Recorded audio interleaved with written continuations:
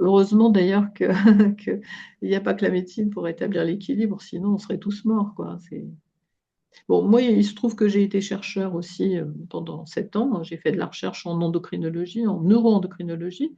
Donc, je me suis posé des questions à ce moment-là. J'ai fait une thèse aussi de médecine que j'ai choisie moi-même, toute seule, sur l'origine de l'anorexie mentale, ce qui m'a amené à lire beaucoup d'articles sur cette maladie et qui m'a fait évoluer vraiment considérablement ma connaissance de la médecine, notamment à travers l'idée qu'il existe probablement pour toutes les maladies organiques, c'est-à-dire qui font des lésions dans le corps, qu'elles soient microscopiques ou visibles à l'œil nu, que toutes ces maladies, en fait, ont une histoire naturelle qui probablement commence par un dysfonctionnement et qui, petit à petit, évolue vers l'apparition de lésions au bout d'un certain temps.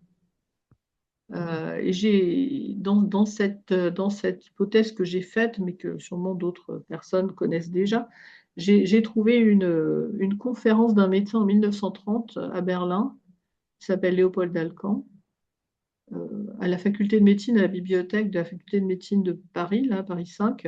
J'ai trouvé que ça pour alimenter l'idée qu'il y a un continuum entre des troubles fonctionnels et des lésions organiques. C'est incroyable. Je, je- je pense sincèrement que tout ça plaide.